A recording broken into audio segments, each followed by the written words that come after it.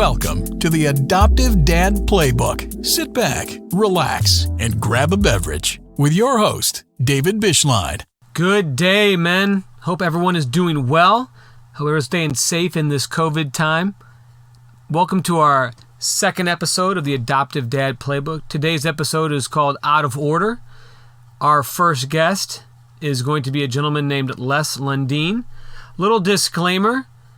This episode was taped when we did have a referral at the time, and also my wife was going to be a guest. That will happen eventually, but just not right now. So I hope you guys all enjoy this episode with Les. He does a great job. He is a biological and foster father. Enjoy. All right, well, today's guest on the Adoptive Dad Playbook is a gentleman I've known for quite a few years. I didn't learn his real name until many years later, or his full name. He is a 28-year veteran youth minister at Southland Christian Church in South Springfield, Missouri. He is a foster and biological father, husband, holiday decoration master. I think he has 3 storage units of holiday gear. That is none other than Leslie Londeen. Thank you for coming on, Les. Good to be here. How are you doing today? We are recording this on November 4th, so this is the day after the presidential election. So by the time this gets put on, probably the results will have been known, but currently they are unknown at this point in time. I stayed up late thinking that I would know who our president was, and about 1:30, I gave up the ghost.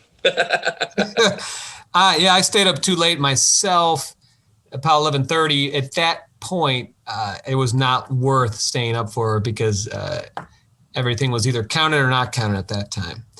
So I will give you a little backstory. I've known Les. I'm going to be honest. Les didn't like me the first time he met me. And that's probably a theme you'll hear a lot on this podcast, is that many people didn't like me until he got to know me. Is that fair to say, Les? I think it is. I remember the first time I think we were having a Final Four. No, the NCAA championship. Oh, that's game. right. That's right. Yes. And we invited a bunch of college students, and I was like, "Who is this loud, obnoxious person in my living room?" You have to, was it Kansas? Wasn't Kansas was the team playing too? So Les is from Wichita originally, so he's a huge KU fan, and I was being very annoying. No arguments there. Very, very. So, but I come to know who you are. What a good guy. Well, don't say anything that isn't true. You know, here's the thing. I think Greta softened you. So she did. I think she made you into the person you were supposed to be. I appreciate that. I was youth. I helped out, Les. I even got my Class D or whatever I needed to drive the van, and we would go to the wax museum. And just so the story does get out, I did take the youth group kids to the Krispy Kreme dumpster and get the donuts out of there. That is a true story. And they loved it. We took like 2 trash bags full of Krispy Kreme donuts taken from like Price Cutter or whatever it's called now. And they loved that. You remember that? Kendall Woldridge brought that up last night. It was. I mean, you just never know what impression you're going to make. It's very true. So trashy. Trashy people. So first thing, as you guys heard in the last episode, we do some warm-up questions, kind of keeping on theme. So, Les, currently, what is your drink of choice currently right now? What are you drinking? Oh, okay. So I looked in the mirror. I noticed I am like Pillsbury Dough. And so I have been doing Diet Dr. Pepper with a splash of cherry. Okay. Yeah. Because, I mean, out of all the diet drinks, that's like the closest to a real drink. I gotcha. So, yeah, that's where I'm at right now. What is your favorite dad joke? Do you have one, I guess? You're not a big dad joke guy. Do you have one? No, I'm really not. What's funny is, like, I had to come up with a bunch of jokes the other day. In fact, you know me, I bet you I can pull one out of my head. Oh, I'm sure you can. All right. What does the White House use when the main fax is broken down? I don't know. Alternative facts. All right. That's good. We got that one. That's all we needed. All right. Today was one. All right. Here's the one that I really think that dads will relate to. What is the one thing that annoys your wife and or your kids the most? What's the one thing that really annoys your kids and or your wife? Oh man, I mean, where do I start?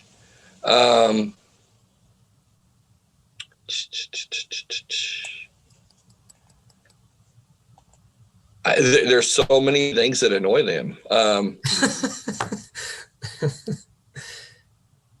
I mean, Kristen's probably got to have a few on you there, I'm sure. Yeah. Oh man, I mean, there's so many. But why can't I think of one? Well, that's all right. All right, so let me ask, what's your TV show or book that you're reading right now? What's your TV show that you're? Okay, so I just finished. This is a horrible title, Killing Jesus. And then there's a whole series, and then I read Killing Lincoln. And, I mean, as a history teacher, you'd love that book. I mean, it is unbelievable. And then I guess a guilty pleasure TV show that we watch, one that Chris and I watch is Superstore. Okay. You ever watch it? That's probably the next thing we will watch. We're watching The Good Place right now. That's the show. Yeah. I mean, just silliness. I like Superstore. I find myself going to Walmart like at least once every other day. And, you don't know the life of people, but I'm thinking Superstore would probably be really close to some of the people that work at Walmart. I don't know. You have to go on to the people of Walmart. There's a website where they show pictures. I have. My eyes are scarred. All right. So last warm-up question. You have one afternoon with no kids and no wife. What are you doing? Oh, man. What do I want to do, or what am I usually? Well, let's say, what do you want to do? You can do anything for an afternoon. What would you do? I'd probably take in, like, if movie theaters were still open, I'd probably take in like a matinee. Okay. Yeah, you are a big movie guy. I am. I haven't been to a theater in a long time. Has that been hard on you not going to the movies? Actually, no. I mean, I wish there were movies that were out. I wish there was actually something streaming that you could watch, but no, whenever they come back, they'll come back strong, and hopefully theaters will come back. That's hope. I know that I think the new James Bond movie, I think they shopped that around. I think MGM wanted, around $600 million. I think Netflix and Hulu, or whoever was bidding for it, offered maybe 150, 200 million. It's a pretty big difference. Yeah. That's a big deal. So the reason we got you on is because you are you're a father, number one, but you're also an adopted father. And I know your journey a little bit. Well, I think our listeners would love to hear, because your journey is a little different than a lot of other journeys, because you adopted a little older than a lot of people do. So why don't you share your foster journey, and I guess which would lead us into your adoption journey, and kind of maybe who was it, you or Kristen, that kind of started the ball? Who kind of started that process? I would say probably her. When we have a biological son, and our pregnancy was going well with Hayden up until about the 24th week, and then we had some issues, and then Hayden came early, and I remember being at the hospital because Hayden was in the NICU and Kristen was in critical care as well. She developed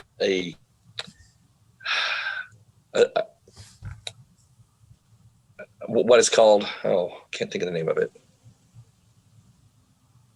I mean, I remember that she had some issues because we were going to church at Southland at the time when that happened. Yeah. So she wasn't doing well either, and it's called HELP syndrome, and so she was having a hard time. He was having a hard time. We actually left the hospital with Hayden in the NICU, but at that time she was so weak she couldn't even nurse or take care of a child. So later, when we did bring Hayden home, we went to the doctor, and the doctor kind of said, well, congratulations on birth of Hayden. But I need to let you guys know, if you guys decide to have children again, it will look pretty much the same. And so I didn't want to do anything that would put her health at risk again, because that was really scary. It was. So we decided we're going to look into adoption. And, I, in the back of my head, and maybe probably at the time in the back of her head, we were looking for an infant. And then my wife is a teacher, and she teaches kindergarten, and she teaches in a pod with 5 or 6 other teachers. And one of the teachers came up to her and she said, hey, are you aware that Javen is in foster care? And she goes, yeah. Well, those parents are going to get out of foster care, and they're looking for a new home. And I know that you guys have different plans, but I thought maybe you guys would like the opportunity to foster Javen. And so Kristen would come home and she'd talk about her students. And most of the time when she talks about students, she's only talking about the ones who have bad behavior, because those are the ones that just drive her crazy. Preach it. Yeah. And she kept talking about this Javen. Who is this Javen kid? And she goes, well, I'll show you a picture. And she was talking about how he is in a foster home and needs to, or a foster family, needs to go to another family. And she showed me a picture of him. I was like, what a great kid. Who wouldn't love this kid? And next thing you know, we're doing a home study. We're going to adoption classes. We're going to foster classes. And next thing, he's in our home. It sounds a lot, I paraphrase that. It sounds faster and more magical than it really was. But how long did it take you from the moment you started the process to kind of adoption? Was that 3 years? Yeah, between 2.5, 3 years, probably, from the time he was in our home and from the time that he was actually adopted. It was a little under 3 years. Yeah. What, to me, I think what's so awesome about your story is that your wife, Kristen, had a child that she was in her class, because Javen was in kindergarten, correct? When you yeah, I thought he was in kindergarten. Not in her classroom, the next door classroom. Right, yeah. But she saw him, and she had that heart and that willingness. Yes, yes. And I like the fact, to me, that it is very similar to what Greta and I are going through. It's not always what you expect. Tell you the truth on that, but I've known Javen since as long as you've had him, and he's really just grown to be quite the young man. It's been 13 years now, just about, that it wouldn't be quite 12 years. Well, he came to live with us when he was 6, and now he's 18. Man, Jiminy Christmas. What was it? So you went through foster classes first. Yes. So what was that like? What was that process? Or what did you take away? What was maybe your main takeaway from that?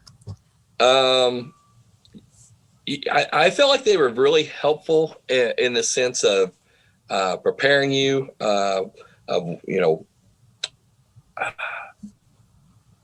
the possible trauma a child has gone through. And there were some things that were kind of hard to hear. I think the hardest thing was attachment disorder, because you have to understand, as adoptive parents, we've come to a point in our lives where we decided this is what we want to do. Well, it's taken years for us to get there. And then when we approach a young person who we'd like to adopt, they haven't had that same process. They haven't had that same life experience. And so they're not where you're at. I think the one thing that really shook me was when I don't know if it was adoption or foster classes, when you told me, and this is what you said was kind of shook you to the core, was no matter how much you love them, no matter how much you they're always going to wonder why they weren't loved. Am I paraphrasing that correctly? Yeah. Yeah. That's so hard. That's so hard. But you have to think about your own situation. Think about the love that you have for your parents. And you've had that time to allow that love to nurture and mature. And they're always thinking in the back of their heads, what if? What happened? Was I not good enough? Would they still love me? And the one thing that we allowed happen, about 16 years of age, Jabin found his mom with the gift of the internet. Jabin was able to locate his mom and other family members, and he wanted to meet her. And we decided that would be something we'd let him do when he's 18. But at the same time, knowing who she is, we had some reservation. Knowing who she is made us feel a lot better about letting him meet her. The only repercussions is, we know this isn't who he thinks she is. And it really wouldn't matter how much we'd explained to him who she was. He had to figure it out for himself. And what he did, I think it was really hard for him. And unfortunately, we live in an age of addiction. And the truth of the story was she chose addiction over her children. And some patterns just never change. I wish they would. I would love for him to have a relationship with her, but it will probably never be healthy. Does he have a relationship with his siblings, his biological siblings? An older brother, a younger brother, and a younger sister. And he has communication with his younger brother and his younger sister, but we've yet to locate his older brother. But we've met Grandma and Grandpa. We have met two of his uncles, and they're all fine people. In fact, Jabin's younger brother was adopted by another family in ministry, and so I love the opportunities we have to meet with him, just because he's such a good kid. Do you feel that him meeting them has made it more difficult on him, or has it helped him kind of heal a little bit? And I guess kind of piggybacking off of that a little bit, how has it been for you and Kristen? Has that been a challenge for you both? I think, I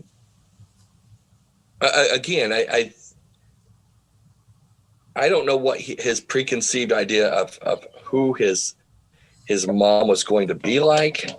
But it is to the point where he does not want a relationship with her. And I remember we always meet in these neutral places, and he wanted to sit in between his biological mom and Kristen, and said, you are, to me, you are, and he said her name, but this is my mom. This is the one who chose to love me. And I think for Kristen, that needed to be said, because I kind of felt like with this quest of finding biological mom, she was afraid where that would go and where her relationship would be with him. So I think it was really helpful for her to hear him say that.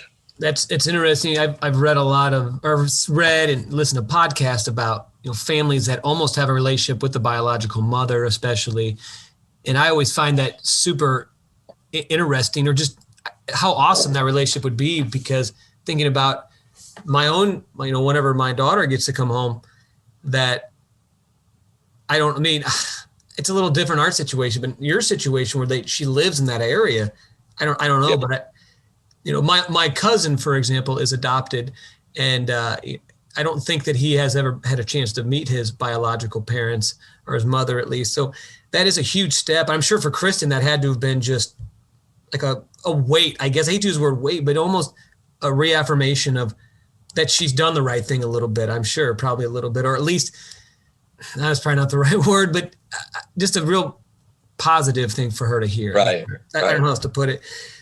So Javen was a little older.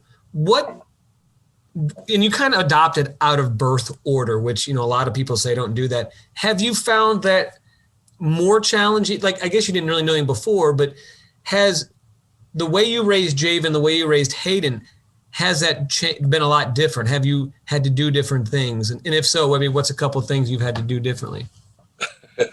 Well, okay. So in foster care, there are a lot of rules of what you can and can't do as far as discipline. And so, unfortunately for Javen, like, he came into our home and it's just kind of like, nope, stop, don't touch that. Oh, time out. Oh, time out again because you did this. And some of those work, sometimes they don't work. And in our home, we have Javen, who has to kind of figure out things for himself. And then there's Hayden, who is a rule follower. Yes. And so they are two worlds apart when it comes to discipline. And I remember the day that Javen was adopted, we went to the courthouse and then we were going to go celebrate. And we dressed up to go to court, and then we went back to the house after the adoption was over. And we just got into some casual clothes, and we're going to go to a incredible pizza company, do some games and eat pizza. And I was in the car and I was like, well, Javen, how does it feel that your last name is officially Londeen? And he's like, it feels good. And then Hayden turns to him with a straight face and he says, are you going to behave now? How old was Hayden when he said that? How old was he? He was probably about 4 or 5. That sounds like Hayden. He's like, you better start behaving yourself. You're ruining it for me. So, yeah, no, I mean, I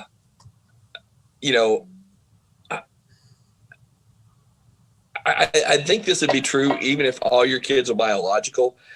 Some of them just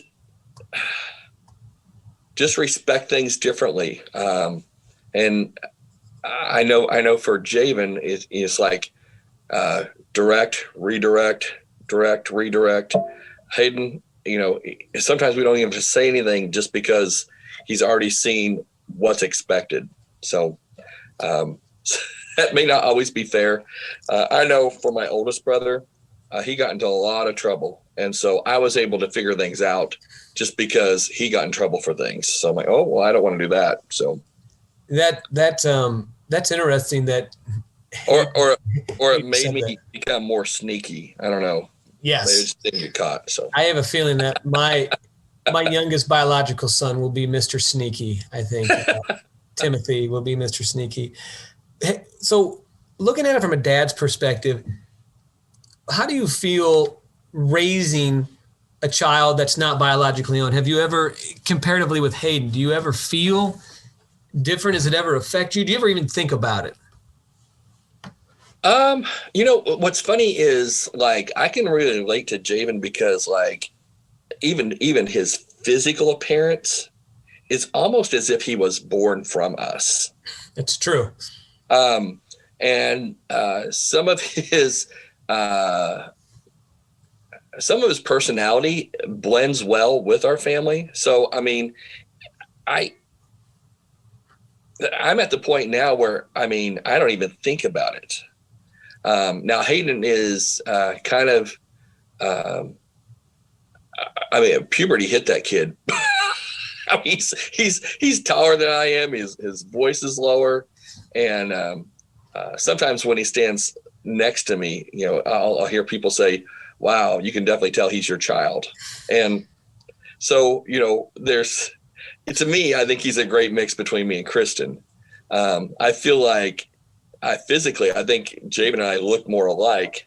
But then as Hayden has grown up, I mean, there's no question. That is true. Kristen and Hayden, at least for a long time, that was she and him looked very similar, and he didn't look anything like you.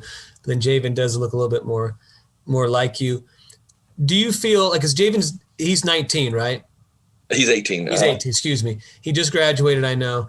Do you feel that now that he's 18 and considered an adult, is his adoption, is his foster care experience still affecting him in more outward ways, or is he kind of outgrown it, I guess is the question?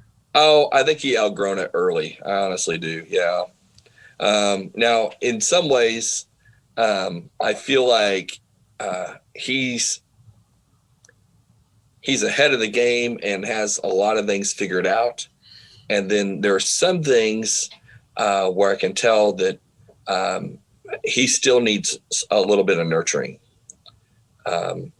He decided for this semester to work instead of going to school.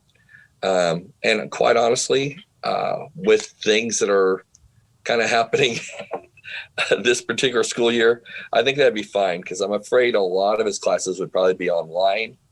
And I'm not sure he would be really disciplined to get those things done. I think in-person class would probably be the best thing for him. But he's working full time. He loves it. So as long as he's, making good choices and hanging around good people and working hard, saving, I think he's doing just fine.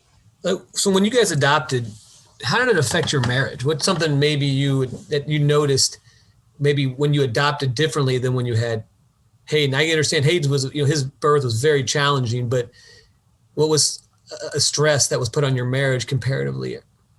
Yeah, I will let anyone know, if you're adopting a child, your marriage will be affected. I mean, there are times in your marriage you will have to come together and you'll have to agree.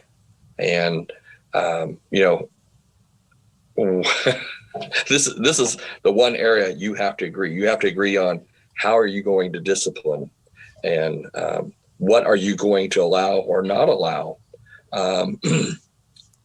And I would say probably the first couple months that Jamin was in our home, he was great. But then he began to test the waters of, a honeymoon period. Do you really love me? Crash. Do you really love me? Break. And it's like, oh, okay, here we go. And there were times where we would just look at each other and like, what are we doing? What does it get better? It's got to get better. And I think probably more than anything, that reinforced us because we were forced to be agreeable. But it's not hard. It's not easy at all.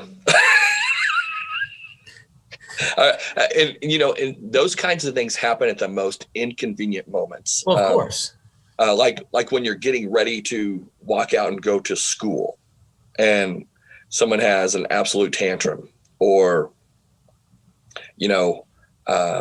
someone refuses to put shoes on right before you're going into church. I'm so like it's just those chaotic, crazy things that happen that you're not prepared for, but you just have to do it.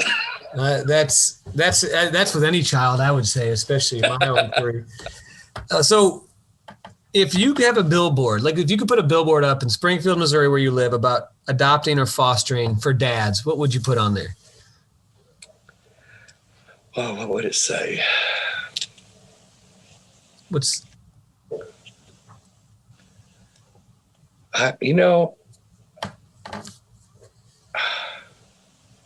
I think for any dad, I think it would probably be like, accept the challenge. And here's the thing, like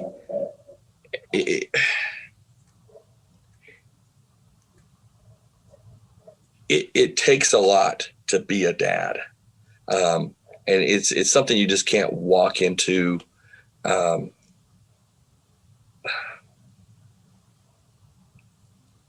I mean, you have to stay the course, basically, right? You can't give up. Without forethought. It's kind of funny. A while back, Javen said that he wanted a puppy. And of course, I'm allergic to dogs. So I'm like, I don't know. Allegedly allergic. And so, he kept pushing for it. I'm like, but you are never here. Like, you don't ever clean your room. Your clothes can never actually find the hamper. Do you realize this is a lot of responsibility? And you can't bring that responsibility into our home because that becomes our responsibility, not just yours. And I think if there was a billboard, it would just be, accept the challenge, step up. Yeah. And that's kind of why I started this podcast going through this. There's guys always it's always the rap that they don't really want to do it. It's always the wife that starts or the mom that wants to start the process. And so it's great to hear that. I think many times fathers think they can't raise someone else's child, quote unquote. But I don't believe that at all. And especially hearing you talk, it's been fantastic. So what was the moment when did Javen start calling you dad? And was that moment a special moment, or was it just kind of like, an everyday moment? When he first used it, I was very touched, but he was really young. He's affectionate to everybody. That's true. I can say that for a fact. He is. He's very, very. He's always been really nice to me. A 6-year-old Javen. If he met you for the first time, if he thought you were going to give him any kind of attention at all, he'd just sit on your lap. It's very true. Yeah, I know for a fact. Yes, and hi, how are you? Do you have a phone? Does your phone have games? To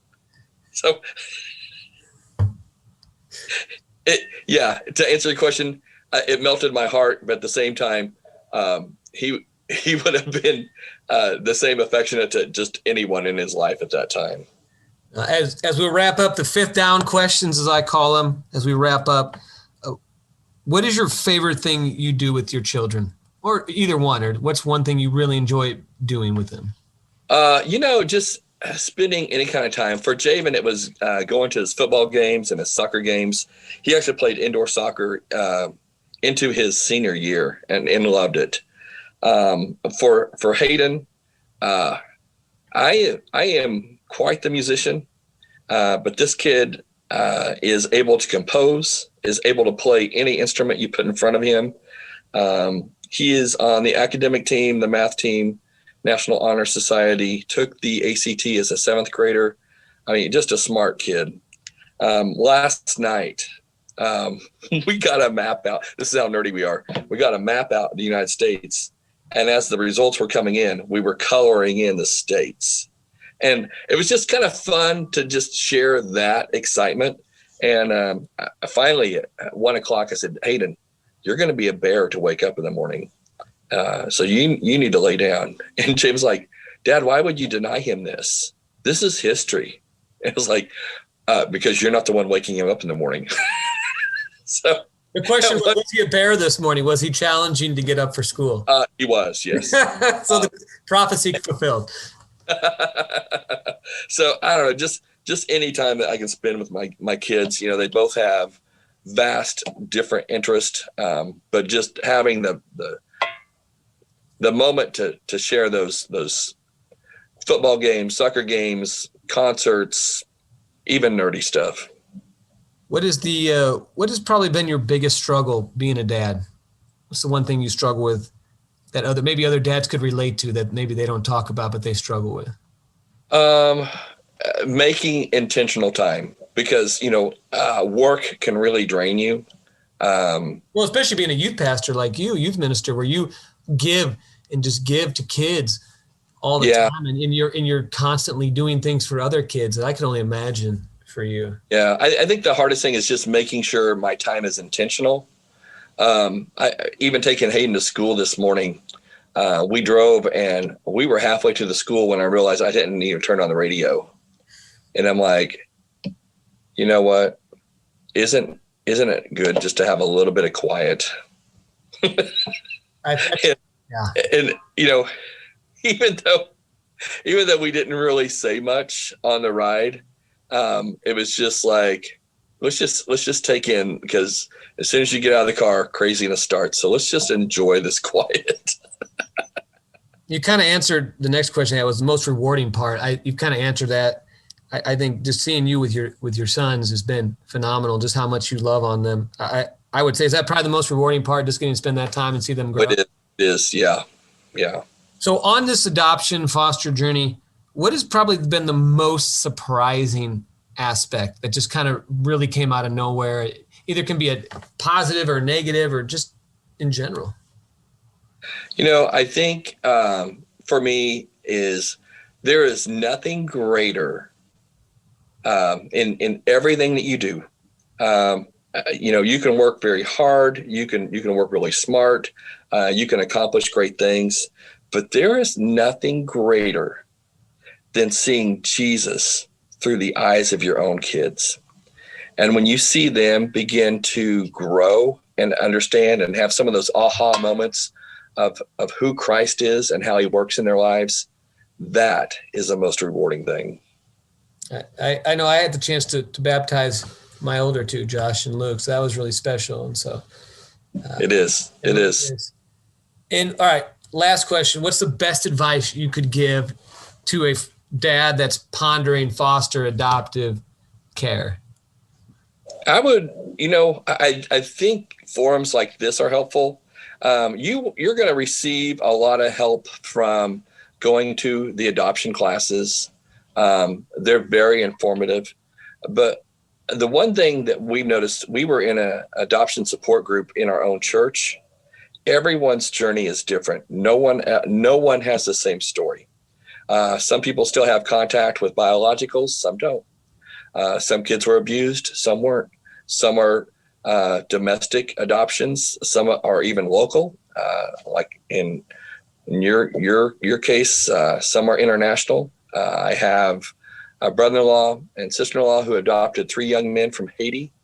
I mean, everybody's story is different. And I think the more you can get in touch with other people who have adopted, and here's a great thing, most parents are open books. Like it's not like we received a care manual and we've read it, known it, took a test on it, and we know everything. We're figuring this out for ourselves. And so we don't want anyone else to feel like they don't have the answers. So, if as a parent, if you can get advice from another parent, it's gold, right? Right. If you can find another person who has fostered to adopt, or maybe it was a relative adoption. I can't think of the. I know what you're talking about. Anyway, getting answers from anyone who's been through that's gold. And my encouragement would just be, find people in your church, your community, people that you work with who have been through the process, ask questions, keep going back, because quite honestly, they're not going to hold back. And they're not always going to just sugarcoat the answers for you, because it like most things in life, they're a challenge, and I might be able to give you a little bit of insight on what that's going to be. Not that it's the cure, it's the preparation. No, I think that's good that way you said that, because I think a lot of times men don't go out. I know for my fact that Greta, my wife, she's been on Facebook and she's talked to a lot of people, and me, I haven't really talked to. I've talked to you and a couple of people I know, but I haven't reached out to. I don't know a lot of other adoptive dads beyond the circle that I have, and so my wife does, and I think that's one of the biggest issues that we as dads and as men face. We don't want to go out all the time and ask and show that we don't really have all the answers, and I think that's important that you said that, because guys, you're just as much a part of their life as the mom is, and I think sometimes that's overlooked. It's been great. Well, Mr. Londeen, Pastor Londeen, Minister Londeen, whatever you want to be called. Now, the next question is your Christmas stuff up yet? I know you like to get started early. I am not allowed to put up anything Christmas till after Thanksgiving is over. So Nope, no, not yet. I saw. In fact, what's crazy is like talking about things that you do with your kids that are special. Hayden loves decorating the front yard with all kinds of graveyards and skeletons and pumpkins and stuff like that.